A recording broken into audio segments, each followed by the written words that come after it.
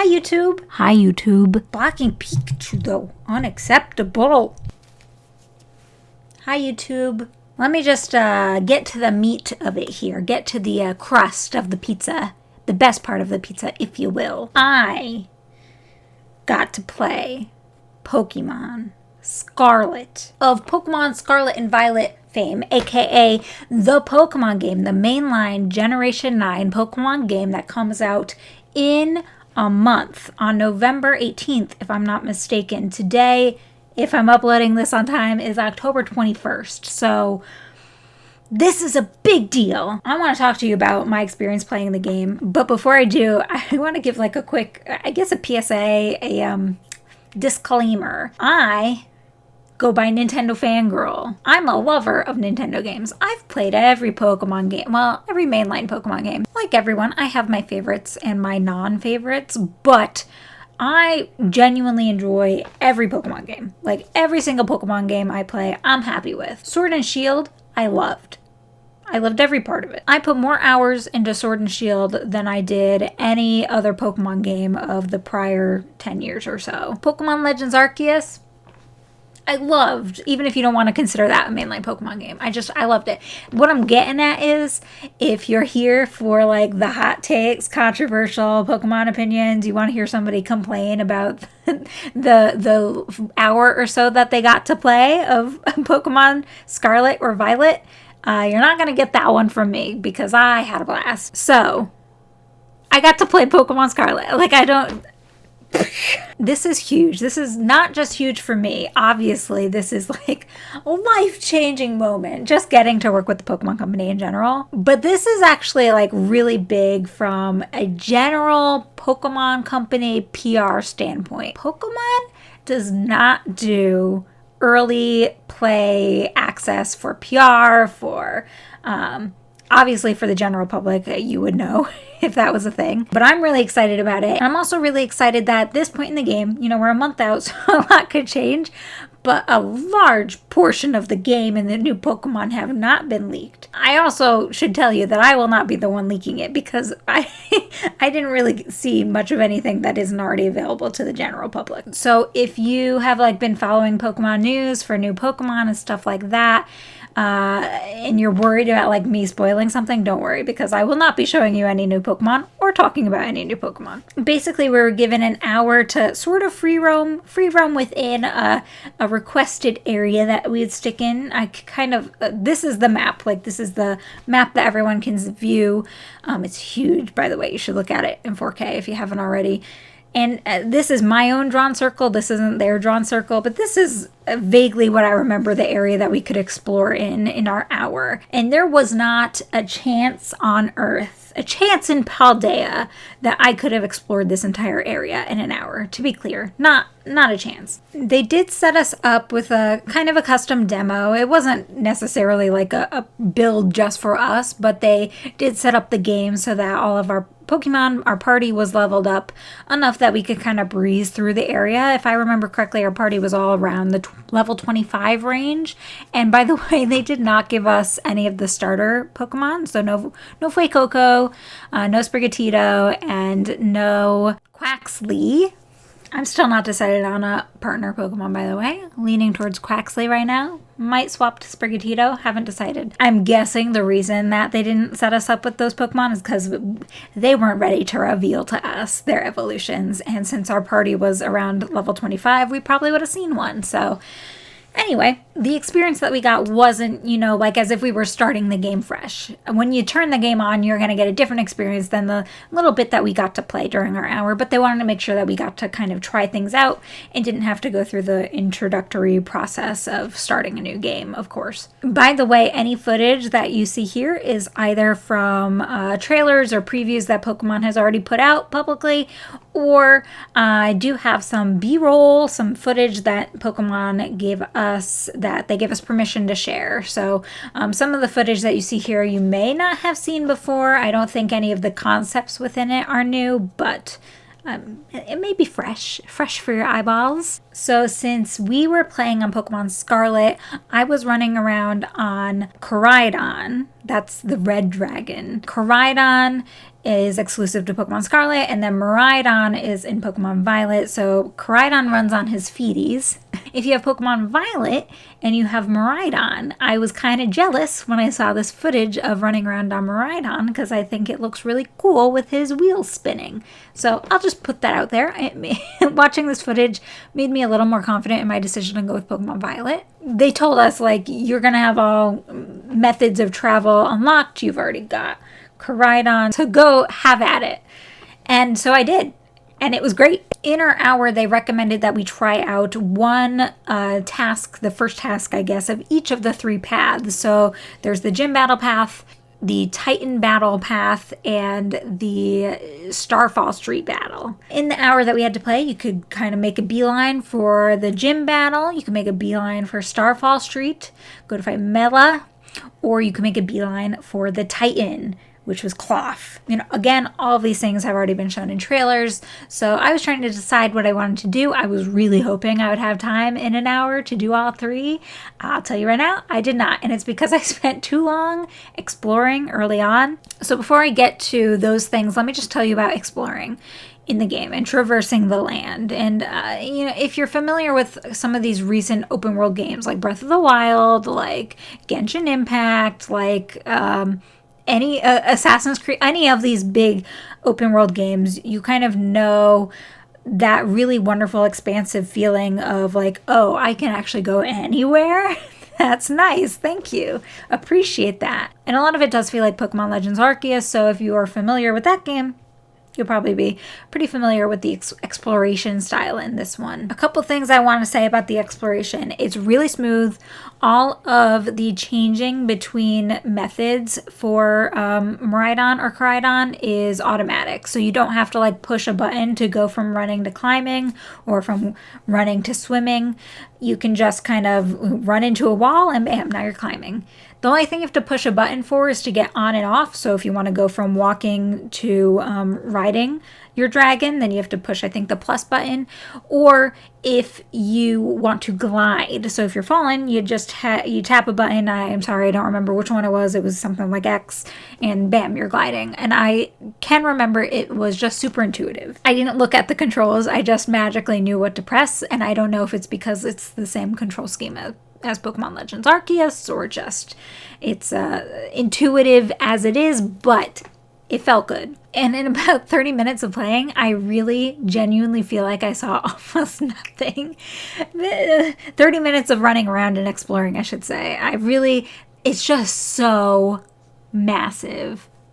Incredibly big. And if you're familiar with something like the Breath of the Wild map, it feels like that. It feels like, oh, I see something like way over there. I'm going to go to it. And you go to it and it's like way more than you thought. But then you get there and it feels good, I guess. One thing that I don't remember seeing in trailers, I hope this doesn't count as a spoiler. I don't remember seeing in trailers, but I did see in my exploration was a cave. So I was really excited to see that there was like actual interesting architecture going on within the land. It's not kind of your general, some flatlands, some hills, another set of hills, up and down. There are caves that you go in and go underground. There's areas that have like a river, big walls to climb, little walls to climb, cliff sides, water.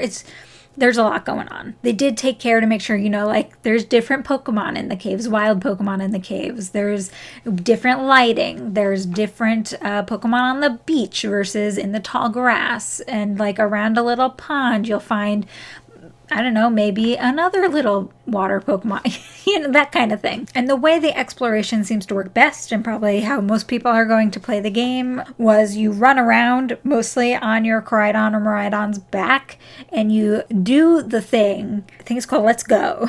You say, let's go. You do the thing where you send out your first party Pokemon. So the Pokemon that's in your first party slot, you throw them out. You go, hey, let's go. And that Pokemon will either run to pick up an item if there's an item for it to grab. So you don't have to get off of your dragon in order to pick up an item. You could if you prefer to do that. You don't want to make your Pokemon do the work. All right, you could pop off the dragon, pick it up, and go back on the dragon. But you could do let's go, whatever, Quaxley, go get my item. Not just that, but you can send your Pokemon out to do battle with wild Pokemon that are around. I will say wild Pokemon are freaking everywhere on these maps. And some of them are like teeny tiny. I have bad eyesight as evidenced by this. Like I have not good eyesight and my glasses aren't even as strong as they should be. And I was sitting like a solid 6 feet away from the TV I was demoing on. This is relevant because some of the Pokemon, they're scaled very well. They're scaled to size, the correct size that they're supposed to be, at least from what I could tell. And some of the Pokemon are tiny, very small. And it's really easy, at least when you have eyesight like mine. I can already tell I'm going to be enjoying playing in handheld mode. When you have eyesight like mine, it's really easy to overlook the Pokemon that are running around. And there is tall grass, so if you're in an area with tall grass, you may also miss out on Pokemon that are in there. Except you don't miss out on them. What actually happens is you run into them and then you have to fight them or catch them or run away like a typical Pokemon battle. So you certainly don't have to use the Let's Go feature. And if you're not like very well leveled, like I was completely overpowered compared to these Pokemon, but if you're not overpowered, you probably don't want to just do Let's Go all the time because your Pokemon are going to end up just passing out and that's no good. An interesting thing to think about is just like there are so many wild Pokemon. The map is completely full. We don't know how shiny hunting is going to work in this game, if it even works in this game, but I have to imagine with how many there are, there's got to be some fun strategy that's going to be able to come up with at some point after launch. So anyway, not a complaint. I actually think it's really awesome, but just there are so many wild Pokemon, FYI. Love the wild Pokemon. I love the exploration. I got to do some catching, some battling. I fought a trainer that was in the overworld, the Paldea area, and there's no more eye contact forced battles. I don't know how people are going to feel about that, but I can tell you how I feel about it, and it's fantastic because I much prefer to battle trainers when I see fit to battle the trainers, which is probably usually right as I come across them, but like every once in a while I could be out and about and my Pokemon are just not in shape to do battle right now, or I'm really just, I want to catch a Pokemon, I don't want to deal with you right now, or I really want to get to this nest story part, I'll come back. And now you can do that. Now you don't have to fight any of these random trainers that are out and about. Moving on. First objective that I went to, gym battle.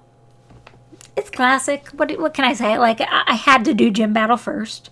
It's probably what I'm going to do when I get the game. I fought Brassius. I hope is how you say his name. Brassius. He's the gym leader in a town called Artazon.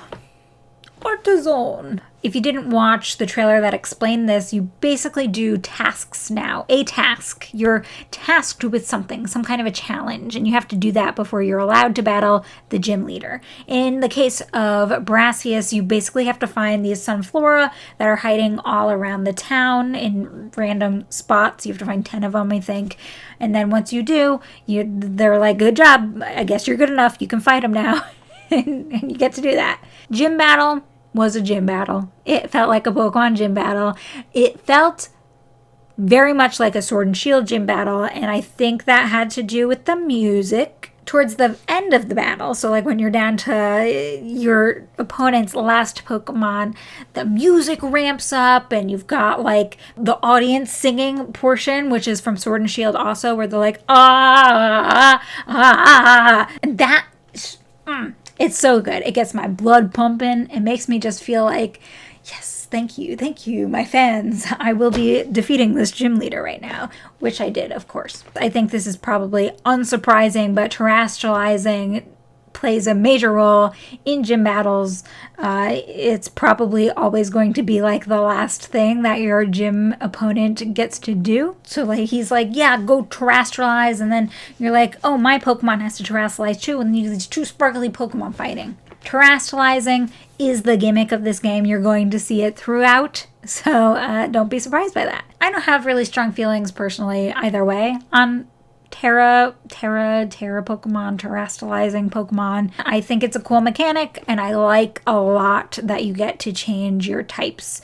I think that is the one interesting thing about terrestrializing. Also, it's really pretty. They're always sparkly and have like pretty sparkly glass things on their heads, so I like that too. Got my badge and moved on. Also, it gives you a really cute little photo with your trainer. Before I left the town, I bought some sandwich meats because there was like a little center of town which had just like a bunch of shops, all of which, from what I could tell, were selling just things for sandwiches, nothing else. You can get like veggies for sandwiches, meats for sandwiches, cheese for sandwiches, decorations for sandwiches. Yeah, decorations for sandwiches. That's important because we're going to get to the picnic thing in a minute, which I adored. Next, I went directly to Starfall Street because I really wanted to see Mela in all of her glory with her big old boots. The Starfall battle is really interesting and very unlike anything that I can think of in prior Pokemon games, at least in prior mainline Pokemon games. Before you get to like the final battle with Mela, and I don't know if it's always going to be a battle with Mela, I just assume it is, but before you get to that, you basically run around and you don't enter directly into battle. You just do the let's go thing. You have your top 3 Pokemon in your party that you send out. And so the strategy is basically all type wise. So in this case, all of the opponent's Pokemon were fire type. So it would have been better for me if all of my top 3 Pokemon were water type, because they would be able to take out the opponents very quickly and easily, in theory. But it's just so interesting because it's not like your classic Pokemon battles. It's really just about making sure that you have the right types, that you're sending out the right type up against the Pokemon that you're up against. Once you get past that, you're rewarded with a Pokemon battle against Mela. I won't get too into this. I think there's some spoilery things that I could mention, but I'm not going to. I will just say that it was incredibly challenging, like incredibly challenging. I was given completely overpowered Pokemon for the task, and I came this close to not even winning. Like, I had 1 Pokemon left. The only reason I survived was that my 1 Pokemon had an ability that saved me. It was the very definition of a boss battle. Mela is a boss, and I really enjoyed it. I also really enjoy her boots still, and I will forever and forevermore. Next is where I would talk about my battle with the Titan Pokemon Cloth. If I got to it, which I did not. I ran out of time. An hour just wasn't enough for me to explore and do all of those 3 things, unfortunately. I so wish that I could have done them all. But instead, I got to enjoy a nice picnic. You know, it doesn't take too long to throw out a picnic blanket and have a nice little picnic with your Pokemon, so I did that. It was great. I love it. I think the picnic mechanic is great. It's like, not entirely new for Pokemon, but it's still very good. I learned that you could customize your picnic decorations, like the blanket on your picnic table and stuff. I didn't have any to customize with, but the option is there. I don't know how you get more decorations, but I'm very interested in that. I made a sandwich, which is a fun little mini game kind of mechanic where you stack your things on the sandwich and hope they don't fall off, because if they fall off, then you're wasting them pretty much. The animations for making and eating and sharing your sandwich are just, they're so cute. They're so cute. One more thing. I did get to customize my character. It was really good. Like, the customization for characters you can do whenever, wherever, and there's just a lot of options. I don't know how many of them, if any of them, you have to unlock versus you getting just right up front. Everyone has them, but there's like a billion options for your eye color and a billion options for your eyelashes, lots of different hair and hair color, and I'm very happy with the customization. They didn't show it off in a lot of the early trailers, and I was getting worried for a while. I didn't really think that they were going to make us all look like the same exact schoolgirl and schoolboy, but thankfully there was a lot of good stuff going on in there. And it's good because you get to use it a lot with the selfie mode, which I forgot to play with at all, so that's a bummer. Also, there's so many things to talk about. I can't fit it all in. I'm so sorry. I'm obsessed. I adore that they finally updated kind of like the Pokedex mechanic. So now when you get a new Pokemon, there's like a little book for the Pokemon, and it's just like a way more visually appealing to scroll through the Pokemon and to read their entries and things like that. So major props to updating the Pokedex finally. I'm very happy about that. One more thing is I did get to try with 3 other people a Terra raid. So a raid with all 4 of us playing on 4 different systems against the same Pokemon. It was a Wingull. It was a Terra terrestrialized Wingull. We won. It wasn't hard. The mechanic is very, very similar to the Gigantamax in Sword and Shield. So if you enjoyed that, I know I did. Good news, because you get to do it again, except now it's with pretty sparkly Pokemon. And the mechanic, or not the mechanic, the animation for throwing the Pokeball after that is just the bee's knees. It's so good. It looks so nice. So we're a little more than a month out. Wait, no.